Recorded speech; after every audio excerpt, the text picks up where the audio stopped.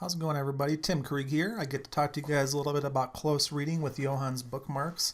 And to do so, I want to talk to you about something that it's counterintuitive, right?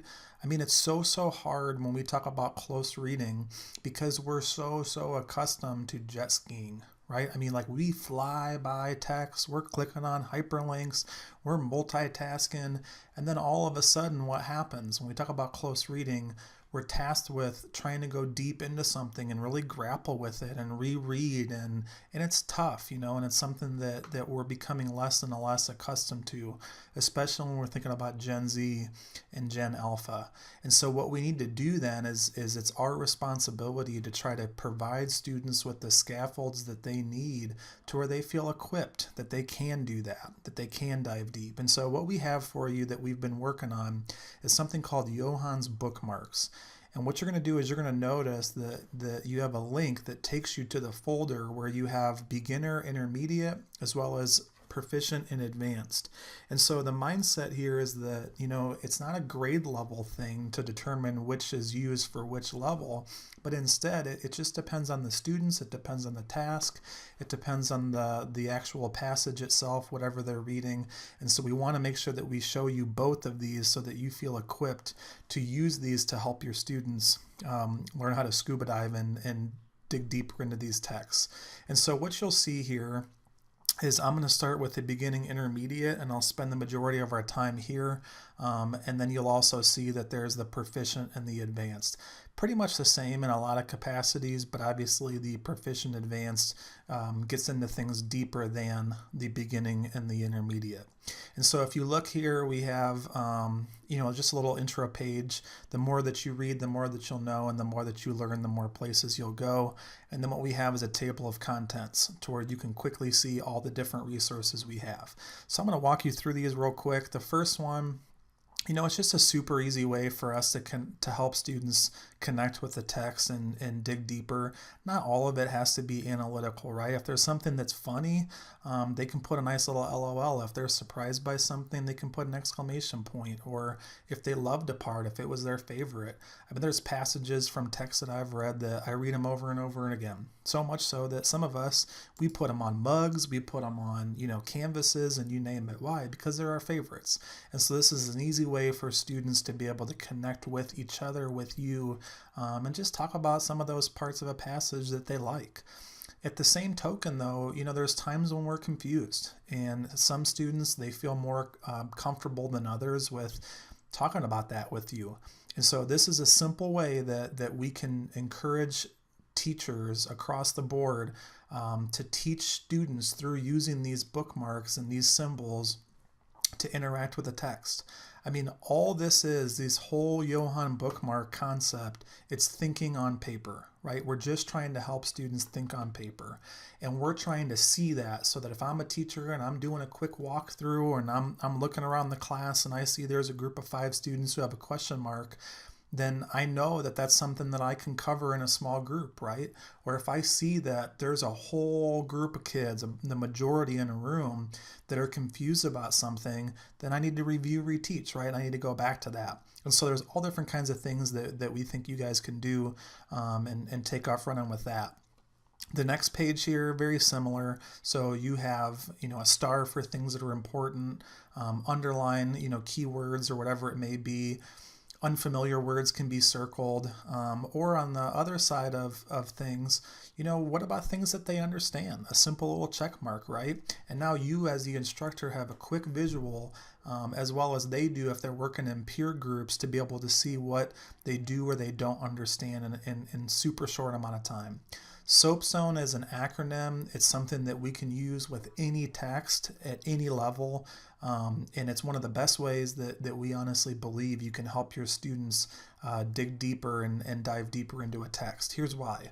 Because if I'm a student and I'm used to jet skiing, right, and all of a sudden now I'm being asked, coming out of summer break or whatever it might be, to dive deeper and to scuba dive, it's intimidating. And I'm going to feel like I'm drowning, right? And so what this does is it's a graphic organizer that scaffolds for them ways that they can dive deeper. So, you're asking them who's the speaker and what does that tell us about things and what's the occasion and does it matter? Does it make a difference if this was written in the 1800s or in the future or whatever it might be? Who's the audience? Our business teachers would say it's target market, right? Who is this intended for? Who's the story directed towards? How about purpose? What are they trying to accomplish? And what's the subject? What's it about? And then last we have tone. And tone's tough because tone's is a how thing, right? Like how did the author go about trying to cause their audience to get their purpose or laugh along the way or whatever it might be. And that's a very difficult concept that students need modeled. So our vision is that we can do things like I do, you do, we do's, and we can scaffold this for students. We could print these things off. We could laminate them. We could do all different kinds of things, digitalize them, and give students different opportunities to where, whether they're in teacher A, B, or C's class or grade level, A, B, C, or D, or whatever it might be, there's differentiated, scaffolded ways for them to be thinking about text and feeling equipped to partake in close reading, regardless of the subject area, regardless of the grade level, and know that when they go from class A to B, that there'll be commonalities there. The next part here I'll briefly show you is from a social psychologist, Stephen Toulmin, who psychologically explored argumentation. And I don't want anybody to be, thrown off by what all this is, because all it really is it's getting kids to understand texts that make claims that an author uses evidence to expand or support their claims.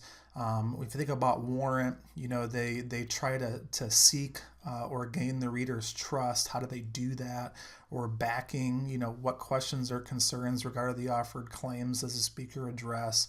How do they qualify it? And so this is a fun one because you can have them look at certain words, right? So I might say, well, my favorite day of the year is my birthday, because most times people remember my birthday and I get to eat way too much apple pie with vanilla bean ice cream. But sometimes, and you get the point, so it's qualifying.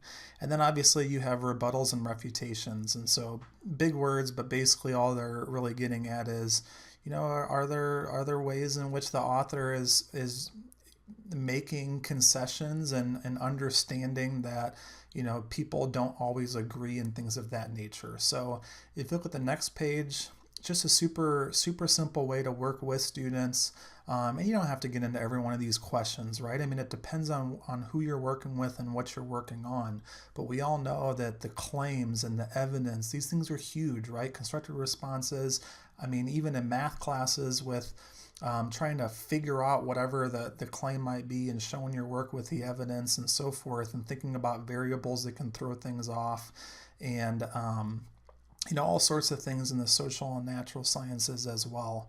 And so these are things that we're really, really, really excited to see what you're able to do with at all different grade levels and in all different ways, and just what kind of stuff you throw at us that you adapt this and use it to help students feel more equipped as scuba divers.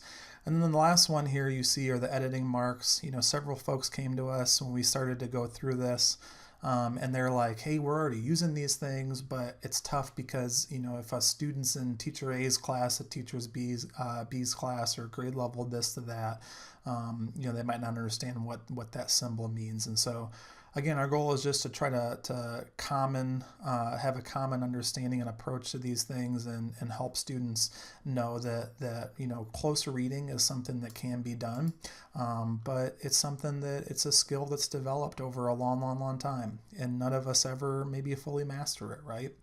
And so again, the proficient advanced one, you can see a lot of commonalities here. You can see that we add some words and some questions. And again, you could cherry pick some of these that work better for your situation and so forth. But to use these graphic organizers is so profound with speaker, occasion, audience, purpose, subject, tone. and the Toolman model with claims and evidence and warrants and backing and qualifications and rebuttals. And so we're super pumped about this, excited for the ways that you guys are going to use them and the questions you have, and looking for some people saying, hey, I want this laminated or that, and share those things out with us and just own it. So thanks again. I appreciate it, and we'll see you.